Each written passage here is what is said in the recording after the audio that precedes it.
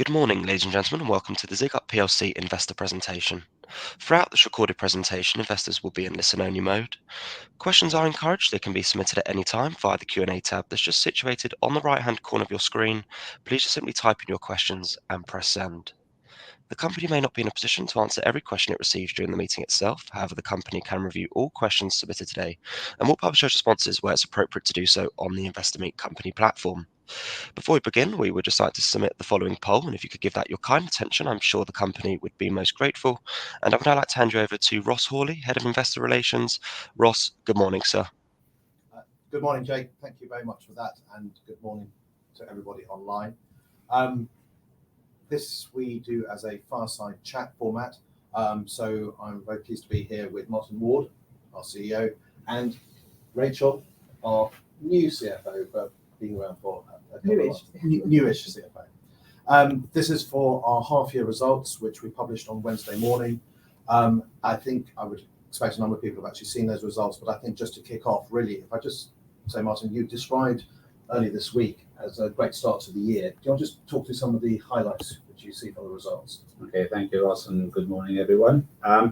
Look, I think the four key takeaways for me in the performance that we're talking about for the half year, really, first one is the standout performance that we've seen in Spain.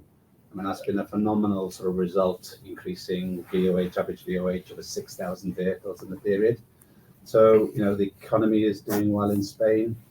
The market is still growing in terms of rental.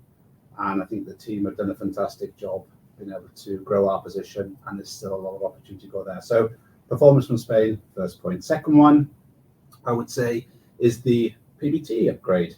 So clearly, I said in the announcement, this exceeded our expectations. The business is performing really well.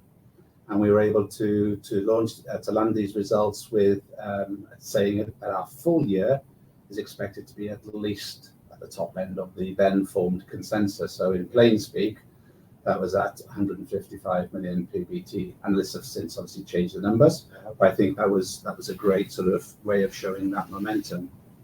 The third thing is the change to the UK&I operating model. So we've been on a journey. This is an evolution. We've been on a journey since our merger in 2020 about providing mobility services in the platform. And last year, in March 24, we brought the management team together, and we talked about that, having a single management team across the UK&I business. So that evolution in terms of how we're now going to operate going forward and collapse our brands into two very distinct divisions in the UK&I, and the Northgate Mobility and FMG, and provide our services from those banners. That's another standout. That will deliver some benefits. Rachel will talk to those benefits in more detail, but clearly that's given us some further momentum. And I think the last point I would make, there's many more, but the last point I would make is the inflection in the steady state cash flow. So investors and shareholders have been saying to us, great, like the momentum that we're seeing, we want to see the cash following, but we generate a lot of cash in the business. So in the period, we've grown that steady state cash. We added another 20 million on top of what we had, so that's 43 million. And bearing in mind, after steady state cash, we still invested 73 million into growth capex. But we're on a trajectory of building steady state cash simply because the net replacement capex, the fleet is in a place that we're comfortable with. There's a little bit further to go, and clearly there'll be less net replacement capex going forward. So that steady state cash generation, I think, has proven itself out very nicely. Fantastic. Thank you. Just for people who haven't been with us before on this, we very definitely welcome questions online. The reason my laptop is here is I get to see the questions here. And I try and ask as many of those which are posted as possible, but try and group those into themes just to make it a more sort of coherent conversation on that. So please do ask questions into the chat. I think while people start to think about that, maybe if I turn to Rachel and sort of go, this is your first set of results here. It's your first investor meet, but it's your first set of results here. I think, you gave some thoughts on Wednesday about your first few months and what you found. Do you want to just elaborate on those a bit? Yeah, I want to. Thanks, Ross. And I'm really pleased to be here. And I shared that since I've joined since August, I've had the opportunity to go and visit lots of different parts of the business and meet with different stakeholders. I've been really impressed by what I've seen, both in terms of the level of expertise and the commitment and the commerciality of the team that we've got, but also the assets that ZIGUP hold and how we leverage those assets. And I can see the opportunity for growth. Like I said, we are growing. Yep. I see much more opportunity for us to grow and to grow efficiently. And I think we are doing that with the right level of pace and energy, and the operating model change and the pace with which we're moving forward with that. I think that's evidence of that. Yeah, absolutely. And I'm sure we'll come on to each of those in due course. Is it worth just going through some of the financial headlines just as a starter? Yeah, sure. So strong set of results. As I said, we are growth, 4.5% revenue growth, and the EBIT, excluding our disposal profits, grew by 11.5% in H1. And Spain, as we said, standout performance, over 16% revenue growth, maintaining really impressive margins of 19% margins. And then in the UK and I rental business, I think that's a great example of how we're leveraging the assets that we have. So driving over 6% revenue growth using pricing, mix, and a growth in our value-added services. For our claims and services business, volumes were down, and so revenue was flat. So still a good performance based on sort of volumes, but we see a great path for H2 in terms of the opportunity in that business across H2, and also in raising our EBIT margin in that part of the business. Fantastic. I think, yes, clearly a strong start to the year. And that's, as you said, about great progress across the business. So maybe, and thank you, I can start to see some questions coming through. And we will touch on each of these: inflection in cash, the operating model, etc. But I think it would be remiss not to actually talk about the first half. And Martin, in terms of some of the operational side, people still think about it in those three different geographic and disciplines. Where would you like to start? Shall we do the UK and I first, or shall we just talk about Spain, because that has been the standout performer? I think we'll talk about them all, Ross. So you tell me. Look, I'll start with Spain, because I think that's a fairly straight story, really, in the sense of, we've talked about the rental market size in Spain. So Spain, has got a commanding position in terms of what it does. It's a differentiated proposition in terms of rental over sort of leasing, is where we see that sort of competitiveness. And the rental market is growing. And that's the key thing here, is that it's only 5% penetrated, in terms of rental over all of mobility in the Spanish market. And in the UK, that's more like 12-13%. So there's a long way to go. And that sort of structural change still, we've talked about it before, about companies no longer wanting ownership, they want usership. We're seeing evidence of that in terms of where that growth is coming from.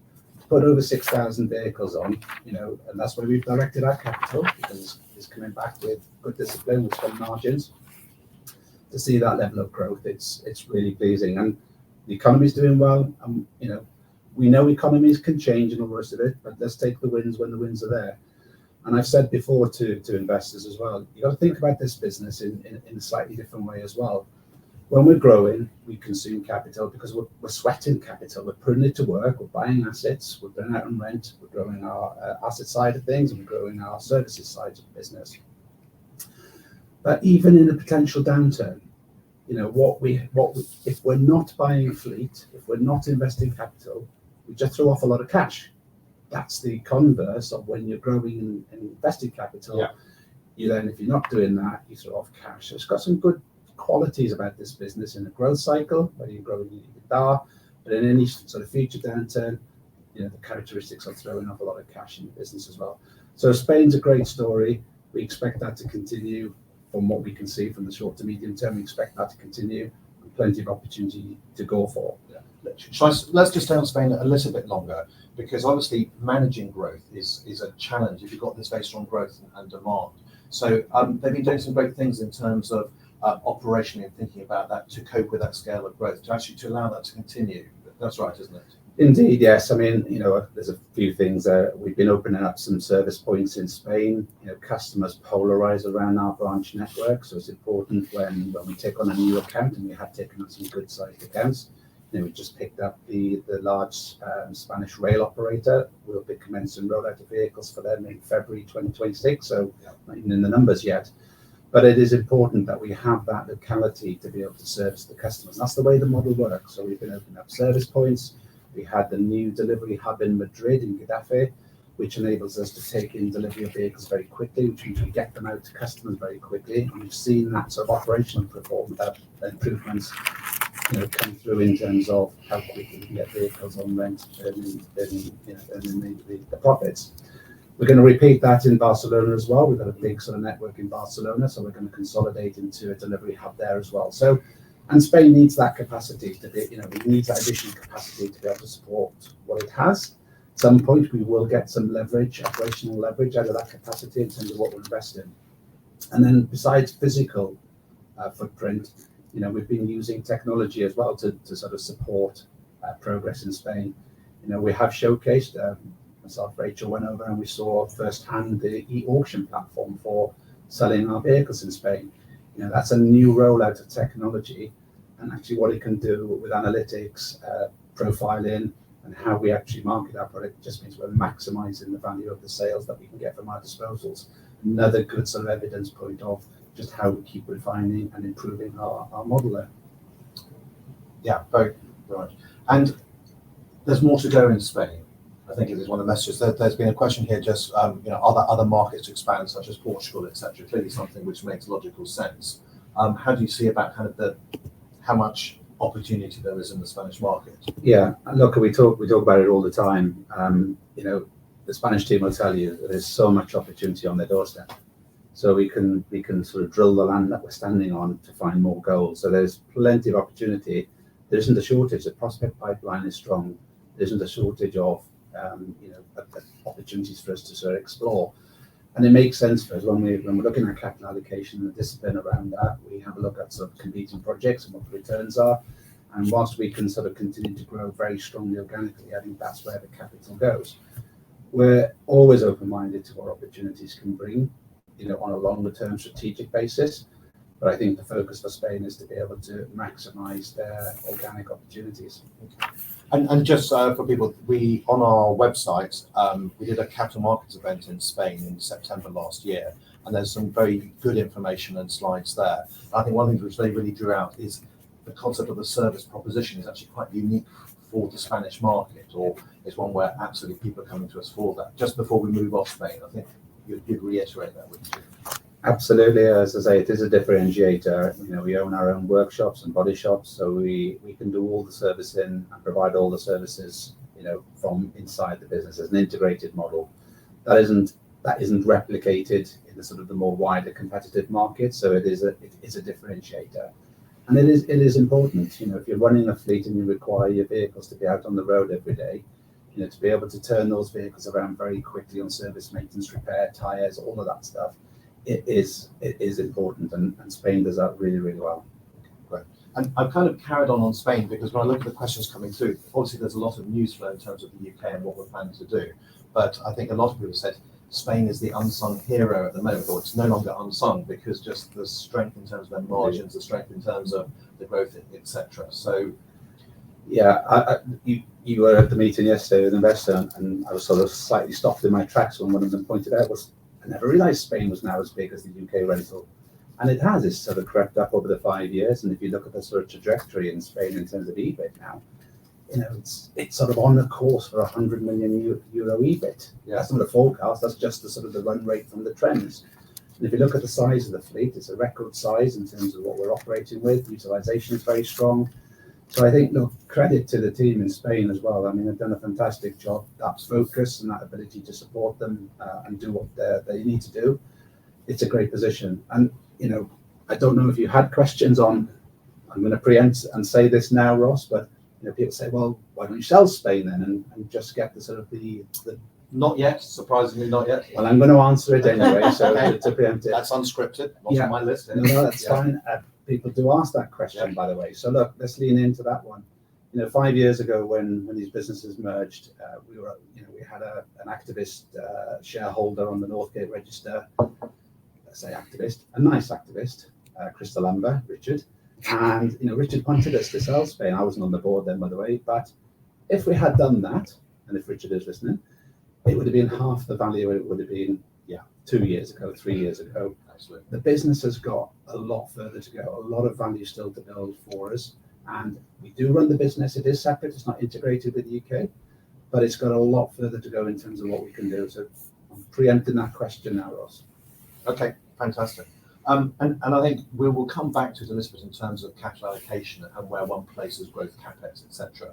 But let's move to the UK and let's stay on rental for a bit. I think, you know, clearly a lot of large fleet orders coming through, really good demand. There is good demand. I mean, Rachel covered it. You know, what we've seen in the UK now is we've brought the size of the fleet down modestly, but what we've done is we've increased the revenues by over 6%. We've increased the EBIT profit by over 14%. So we've done more with less, and that's the discipline around saying, how do we put our fleet to work? How do we get the right sustainable returns? And moving away from some of the older model where, you know, we would put, you know, almost end of life vehicles out on this last bit of rent at a lower margin, rather than dispose of them, taking the capital and reinvesting in it. So there is a discipline in the UK and I around getting good sustainable returns. But you're right, we've got some good orders, and you know, I profiled some of them at the analyst presentation. You know, we've had some good wins that will be coming through as well, and we can support that with the capital as well. You know, and that's coming from large, you know, mainly large customers in the infrastructure side. So we've seen, you know, a rail sport company taking a large order, a water company taking in excess of 100 vans. We have a short-term excess contract with the Royal Mail on 300 vans, circa 300 vans. So there's lots of things coming through, but we're doing this on the right margins and with a package of services as well. It's not just about renting a van. It's all the other things that we do for our customers as well. Yeah, and I think that's absolutely, you know, what has come through. And I remember when we had this conversation 6 months ago, there was the comments about infrastructure. So actually, lots of those large orders are really from places which we think about the right place to place vans and what the opportunity is for sustainable rental.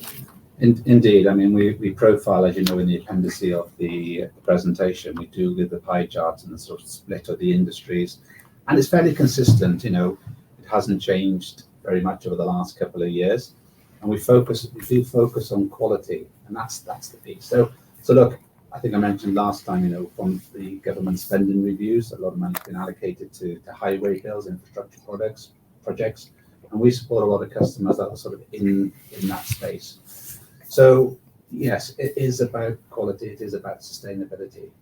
I've talked previously about some of the areas that we do less in, and that's where we're focused, as I say, in just making sure that we're putting the fleet to work in the right places. Yeah, so very broad, very diverse, but an ability to make decisions, which I know you both do on the capex calls, etc., and the rental, to make sure they go in the right place. Let's just finish off in terms of the claims and services side before we move, and Rich, I will start asking you some questions about capex, etc., and inflection and cash. That's clearly what a number of people are asking about. But claims and services, some renewals, some wins. Howden Insurance is in there, which is a big global broker. Lots of positives there. A lot of positives. Rachel said, you know, the revenues were flat, and you know, the margin did improve from 4% to 4.2%.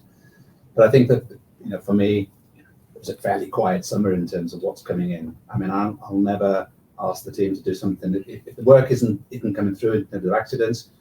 You know, obviously you can't skin as much claims that you need to work with. But what I would say is that the business has seen, you know, some good renewals on some, you know, big contracts. We talked about the Tesco renewal being multiple years. Yes, Howden you've mentioned. Howden, you know, the insurance broker, international player, good presence in the UK. We only onboarded them in October, by the way, so there's sort of their numbers haven't come out. But we've given an indication that we expect margins to track towards more towards 5%. But yes, it's a strong business, and you know, we're still only penetrating the market around 22-23%. Mm-hmm. So there's further to go. And when you win contracts in that space, new contracts, they're typically 3 to 5 years.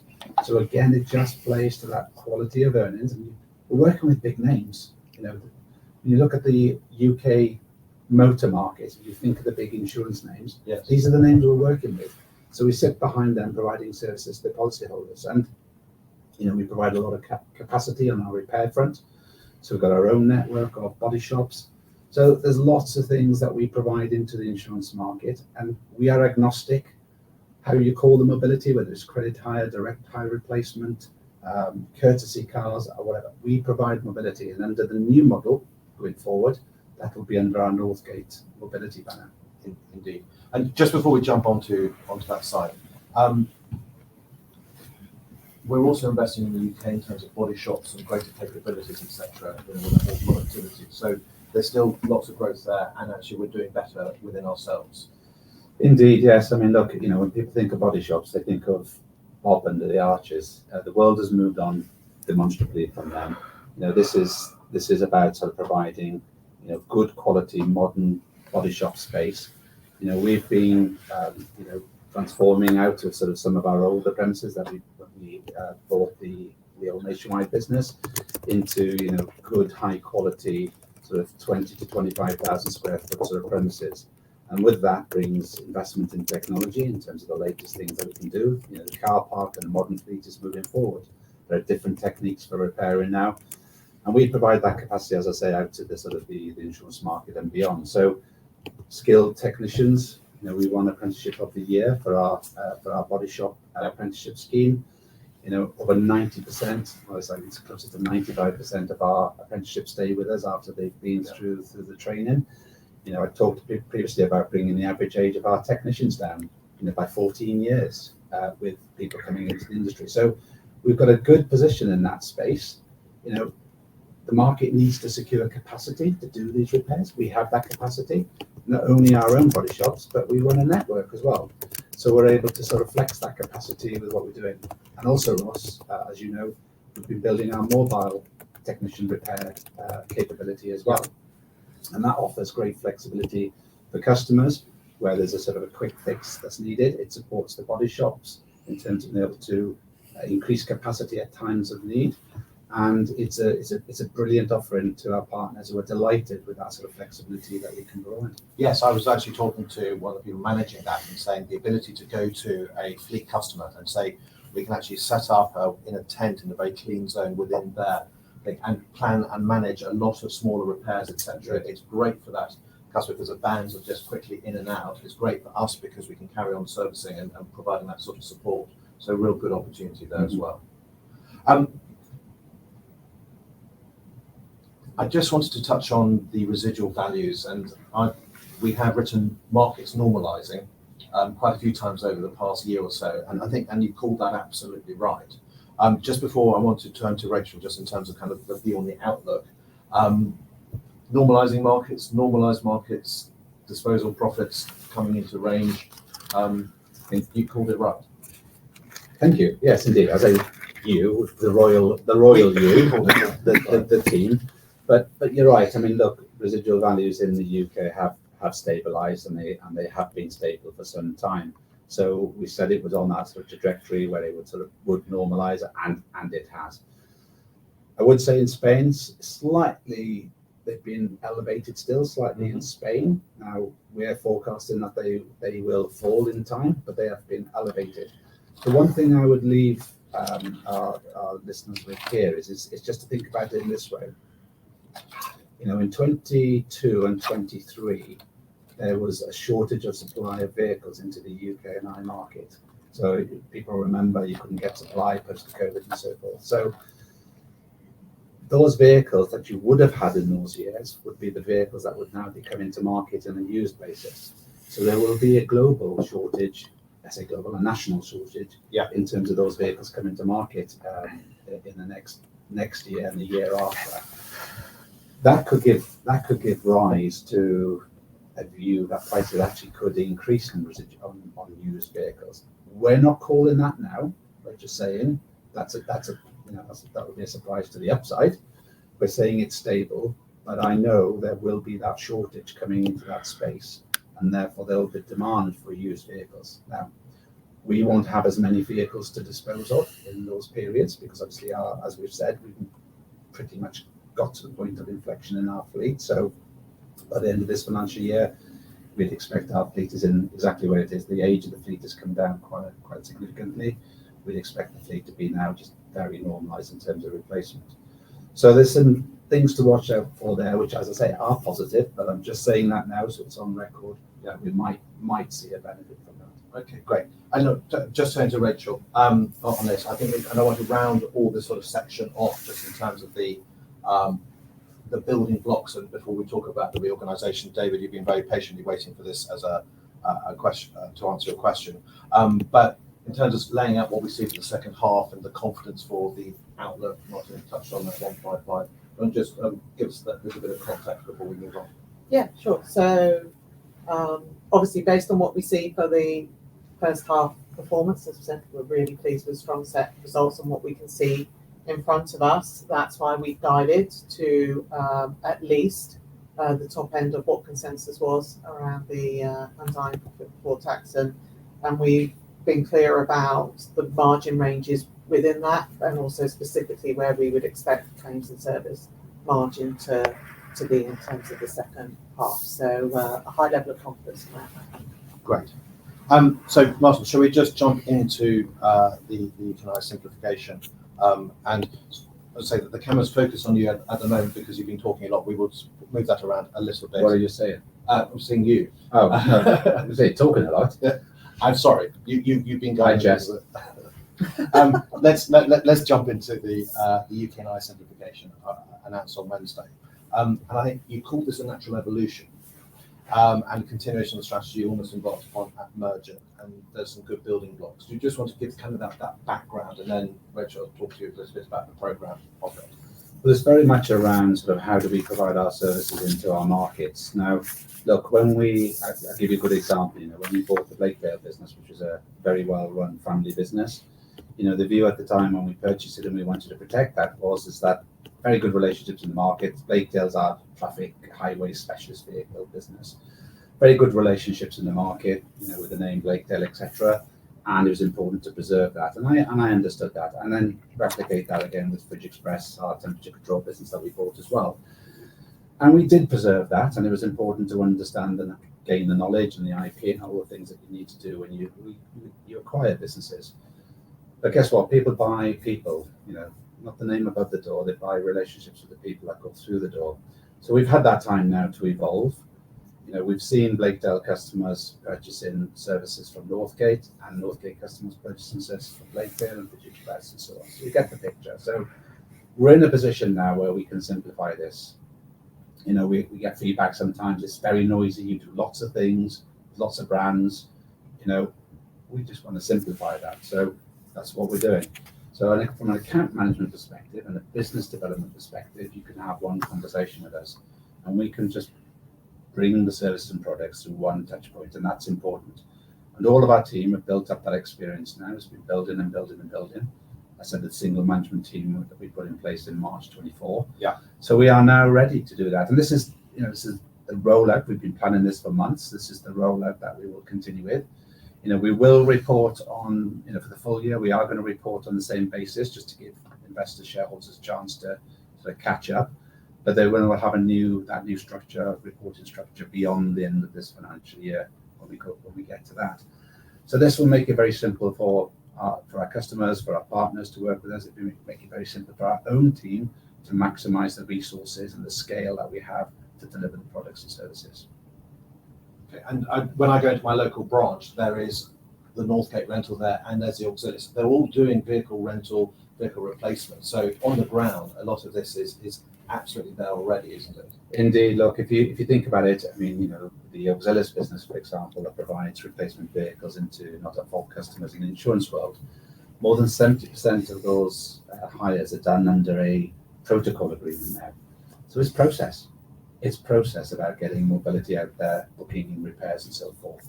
And you're absolutely right. Northgate Mobility, all of our sort of contact centres that are providing that mobility service, it is about process to deliver that. So we can combine that, we can get the scale and get the efficiencies, and we can get the benefits that derive from having that single entity. Fantastic. Rachel, there was part of a slide you had just in terms of the sort of talk about the programme, its costs, its plan. Do you want to just sort of lay that out again? And almost some of your experience and certain sides of that as well would be great. Yeah, sure. So I'm really excited about what we announced this week on that, and it is an 18-month programme, but as Martin said, we've been planning that for a few months. And in terms of what we're expecting around savings, what we've said is based on what we see before us on our execution plans, that we should expect £20 million worth of savings in financial year 2028. And then we'll give some clearer guidance at year end, but what I've said is that what I would work with now is around sort of 6 to 8 for next financial year in terms of net savings. Now the biggest part of that, and we shared that, is that there is a large part that is linked to our supply chain. And through the work that we're doing on the operating model, that allows us to unlock some of those conversations. And this is not around our main fleet. This is around the supply chain that sits around that and how we deal with our other third-party suppliers. That's right, exactly. Yeah. And we have at the moment a very high number of transactional suppliers.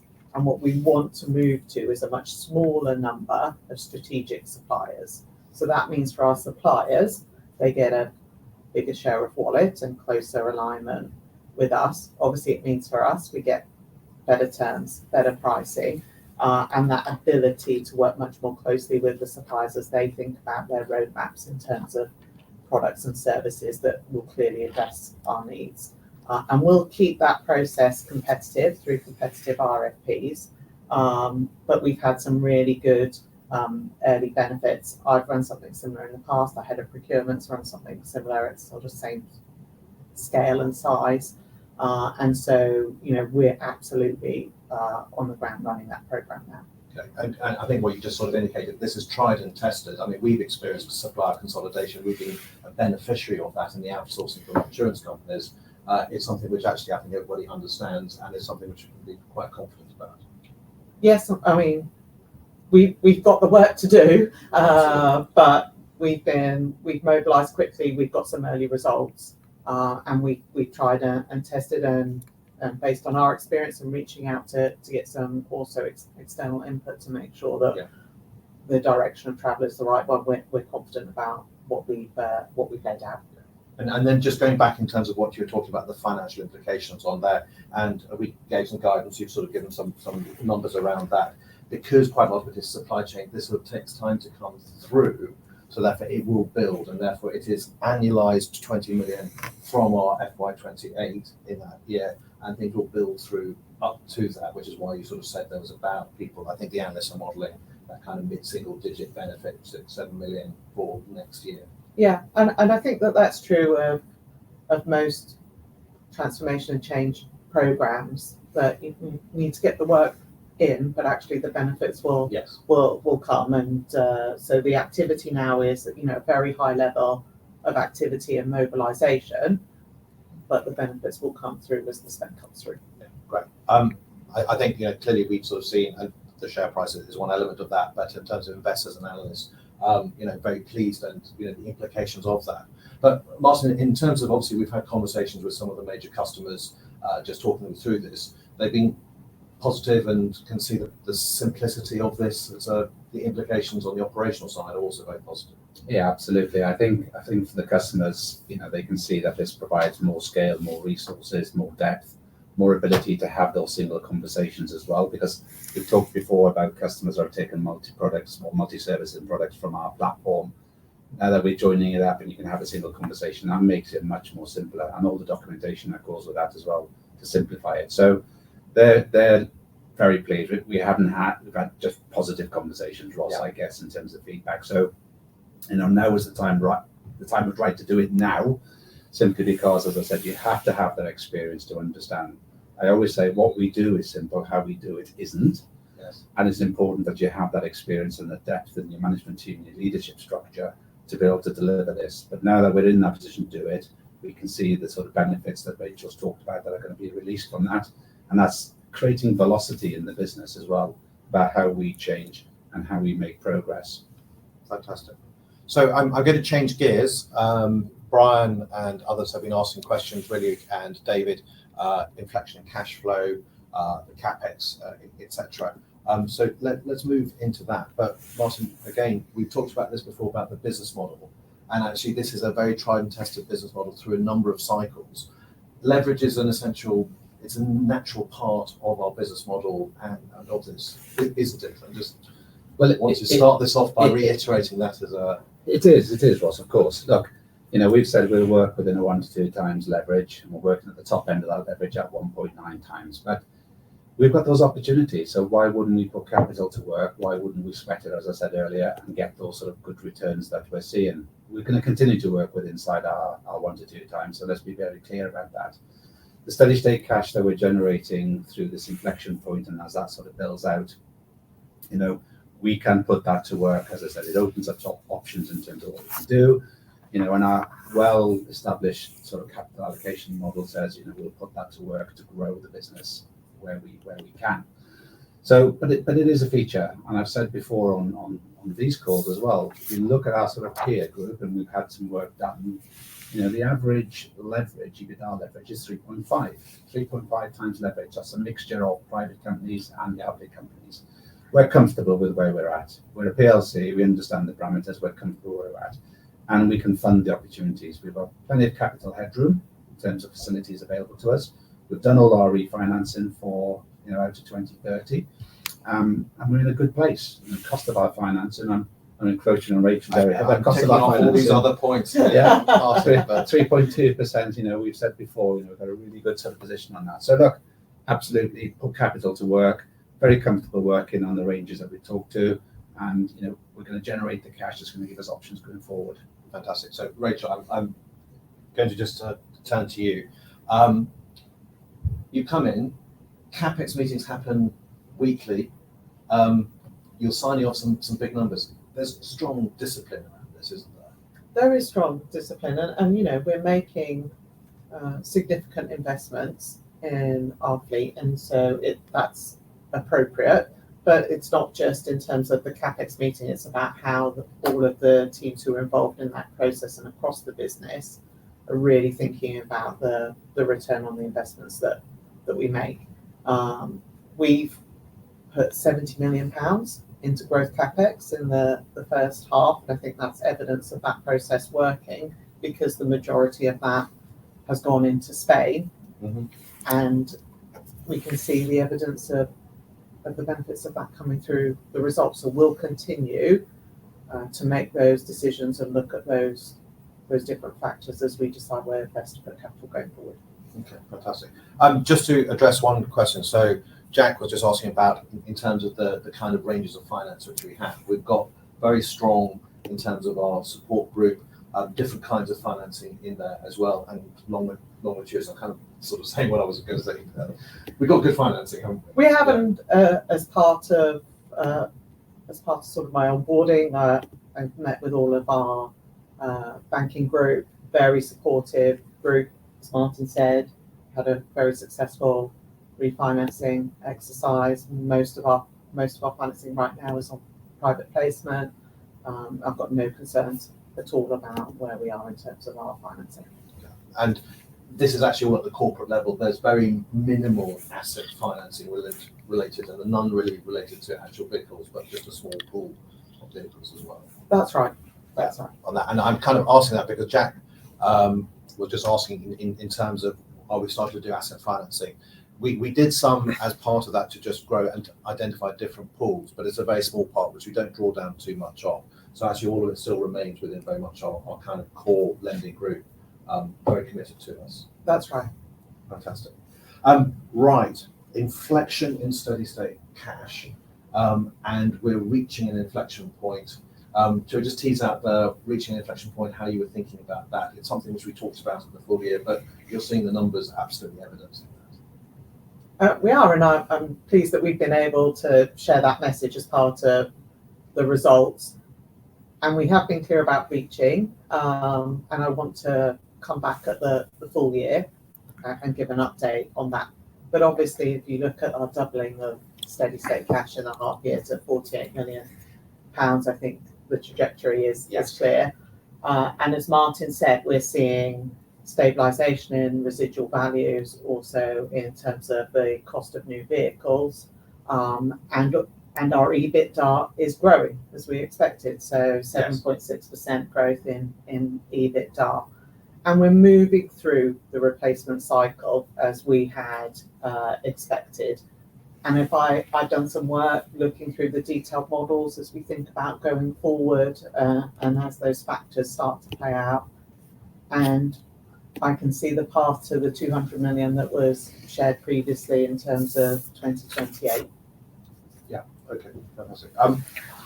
Martin, does it feel too early to talk about what we might do with level of cash flow? I mean, in terms of, it opens up more opportunities, I think is probably the right way to think about it. Yes, I mean, look, we've got a long-standing allocation policy. I've said that, and we want to support growth. Our purpose for being here is to grow the business, to grow our earnings, quality, sustainable earnings, not just sort of growth on the top line.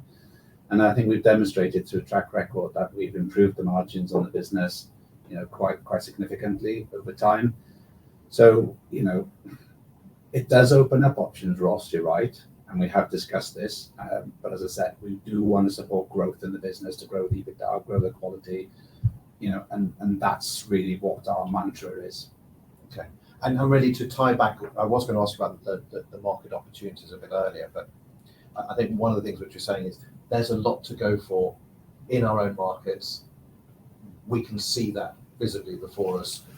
We will use the CapEx for those purposes as being a core driver. For sure. Look, I mean, I think if you've read the presentation, people will see that there's a lot of momentum in the business, and that momentum is growing. We are very busy in the business. We just came off before this call. We had nearly 200 of our leadership on. We've given feedback from these results and picking up all the points and the feedback that we get from investors and stakeholders. And the team are very, very focused, but we are very, very busy, and that's good busy. So this is what's given us confidence about this. I mean, I guess we've been saying this for some time about sort of the quality of this business, and I think these are just sort of good landing points to keep demonstrating sort of what the quality is here. And for me, that's important, because it is about sustainable growth in terms of what we achieve, and we're just very well positioned in our markets to benefit from that. Absolutely. I'm just looking at the questions. Brendan, I will write back in terms of self-driving vehicles, are they a threat or an opportunity? I think short answer is we don't view them as being a threat to our business. On that, I don't think we should discuss that. And if any others come through, then clearly I will try and respond to those. But I think really we're just about at the end. So Martin, often kind of hand over to you to say, have you got any closing remarks which you'd just like to say before we wrap up? Yeah, look, I think, for these results, clearly, I mean, we're pleased at least that they've resonated with the market as well. So let's take that win first of all, because I think I've sat here quite a few times on these calls and maybe been a little bit frustrated that maybe the message isn't landing, or people aren't seeing the opportunity in the same way as we do. There's only one version of the truth, I say. And I think this business is a quality business.